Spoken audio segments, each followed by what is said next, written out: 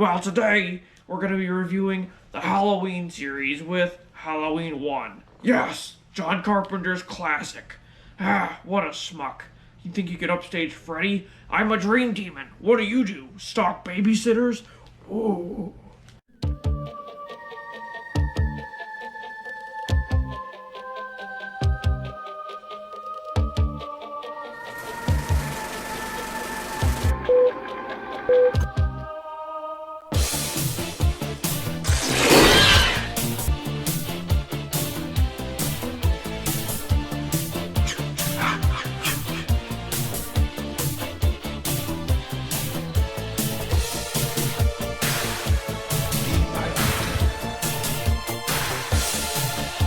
They were making love while that young boy drunk.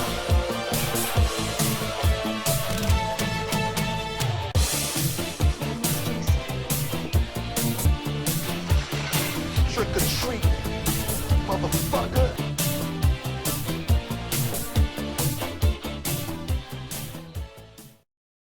With your host, Freddy. Happy Halloween, bitch.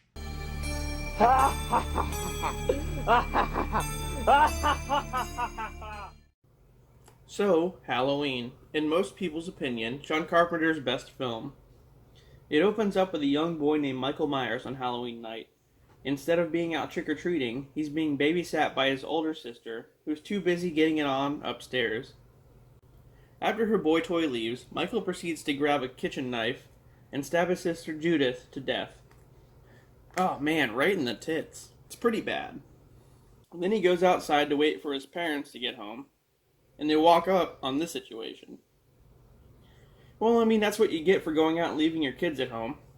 Cut to 15 years later, we meet Michael's doctor, Sam Loomis, and his nurse, Marion, who are arriving at Smith's Grove Sanitarium, where Michael has been for the past 15 years. Apparently, Loomis did all he could, but couldn't get through to Michael at all. So yeah, they show up in the dead of night while it's raining to check on him, I guess, and all the other patients are just freely roaming around outside. Wonderful. Michael gets out and attacks Marion in the car, and then he jumps in and drives away. They don't even explain why he knows how to drive, but let's just get past that part because, yeah. After that, we meet Laurie Strode, a teen living in Haddonfield, Illinois, who's walking home from school with her two friends, Annie and Linda. They mention that they have to babysit later that night, with it being Halloween. Linda and Annie seem kind of like they just want to fool around with their boyfriends instead of babysit. That sounds familiar. Well, except for Laurie. I mean, she's more introverted and doesn't really seem to be into that. So, yeah. So, obviously, of the three of them, I'm assuming she'll survive. So the girls split off, and Laurie's walking alone when Michael appears from behind a bush, just being really creepy. He follows her for a bit and then disappears. Later, Loomis shows up and speaks with Sheriff Brackett, who's also Annie's father. He warns them about Michael, but he's pretty passive. He does, however, agree to check out the old Myers house anyway. Once inside, they find a half-eaten dog, and Loomis explains that Michael is pure evil. As the evening progresses, Annie's watching a girl named Lindsay, while Laurie watches Tommy. Linda isn't watching anyone, she's just having a good old time with Bob. After they're done fooling around, Bob heads downstairs for a beer and gets attacked by Michael, who leaves him pinned up by a large knife. I mean, what in the physics is happening here? You know, like, we should call Bill Nye and ask him if this shit's possible. Never mind, let's move on. So, Bob returns to Linda wearing a sheet, only it's not Bob, it's Michael. He strangles her as she's on the phone with Laurie, who assumes she called her while she was fucking Bob. And then Annie decides, fuck babysitting, and pawns Lindsay off on Laurie so that she can go fuck her boyfriend too. However, she never makes it out of the garage as Michael pops up behind her and chokes her out. Sucks. And then it all comes down to Michael versus Laurie. So, as Loomis and Brackett are still out looking for Michael, he shows up at Tommy's house and attempts to kill Laurie. She manages to subdue him by stabbing him in the eye with a hanger. Oh, there, it's over. Who are we kidding? No, it's not. She tells the kids to run just as Loomis shows up and saves the day by shooting Michael 6 times, causing him to fall off a balcony and hit the ground below. After this, Loomis and Laurie are trying to compose themselves for a minute before noticing that Michael is gone. Yep, just got up and walked away. This is where part 2 takes off. Michael's wandering around in people's backyards after having just been shot, stabbed, and fell off a second-floor balcony. 'Tis but a flesh wound. As Loomis and Sheriff Brackett search for him still, he escapes into the night. Meanwhile, Laurie's taken to Haddonfield Memorial Hospital, where Michael soon follows. How he knew where to go is beyond me, but trust me, he gets there. Well, actually, he allegedly hears about it on a news broadcast out on the street while he's walking by some guy, but yeah, I don't know. Once she's there, Laurie meets the after-hours staff of the hospital, which is just unrealistic, honestly. It's empty, and even for it being overnight, the hospital is never this empty. So anyway, there are these 2 paramedics, Bud and Jimmy, a few nurses, and then the doctor. So there's maybe 6 fucking people on staff. I don't know, it doesn't make any sense. So Laurie's just trying to be left alone and chill in her room when Jimmy walks in and talks to her. I guess they go to school together and he has a crush on her or something because he won't leave her alone. The head nurse, Virginia, walks in the room and shoos Jimmy away. But damn it, he's persistent. Out on the street, Loomis and Brackett spot Michael and he gets rammed by a police car that immediately blows up. Oh good, he's dead now, right? Haha, nope. As it turns out, it's not Michael at all. Just this kid Ben Tramer who wore the wrong mask on the wrong night. Oh, and also, he was Laurie's, sort of boyfriend, I guess. I don't know, she was into him. So, that sucks. Sheriff Brackett finds out that Michael killed Annie not even hours ago, and he gives up and goes home, leaving Deputy Hunt in charge.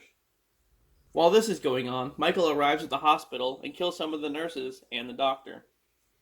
And there's this one scene where, Bud, the paramedic, and one of the nurses are trying to, fuck in a hot tub. And then he kills the paramedic and goes out to the hot tub, and then the stupid chick thinks it's, the guy, so she starts kissing his hand. And then she gets Freddy Kruegered in, the hot-ass water. So, that's a thing. But she's got nice tits, though. Alright, moving on. Laurie notices Michael has shown up and attempts to escape, limping down the hall. Jimmy then finds the body of the head nurse and slips in her blood, whacking his head on the ground. Ow. Oh, so I didn't know Michael was doing Home Alone traps now. Nurse Marion meets back up with Loomis and takes him back to Smith's Grove under the order of the governor. They don't really specify why. I guess he's stirring up a bunch of panic and they just want him out of there. Anyway, so they're accompanied by a U.S. Marshal, and as they're driving away, Marion tells Loomis that Laurie is actually Michael's younger sister. Bam, bam, bam. Hearing this, Loomis holds the Marshal at gunpoint and forces him to turn around. Back at the hospital, Michael is stalking Laurie, and she ends up outside hiding in a car with Jimmy, who ultimately passes out from a concussion. He decides to fall on the steering wheel, which sets off the horn, alerting Michael. Gee, thanks, asshole. Before long, Michael's already outside, walking towards the car. Loomis and crew show up, and Laurie makes it inside just as Michael breaks through the door. Loomis shoots him some more times, and he falls down. The stupid Marshal goes over there to check on his body, against Loomis's advice, and gets killed immediately. And then the final battle ensues. Michael chases Loomis and Laurie to an operating room, where Laurie shoots him in both eyes, literally. And then the fucker is still walking around swiping at him, so yeah, I guess he doesn't need to see. Then Loomis leaks a bunch of gas into the room, and blows Michael up, badly hurting himself in the process. And there you go, he's finally dead. Or is he? Nope, still no. Oh, wait a minute. Maybe? In the closing moments, an ambulance shows up to take Laurie to another hospital. The end. So there you go, John Carpenter's classic. These two were actually meant to be all one film, just split into 2 parts. So it was all within the same night. If it wasn't already obvious from the beginning of part 2. Anyway, so Michael survived being shot, stabbed, burned, and yeah, it just doesn't make any sense.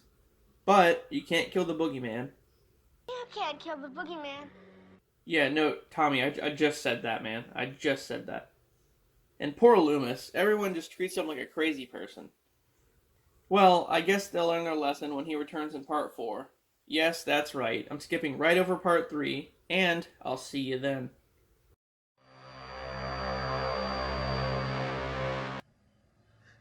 What's the boogeyman?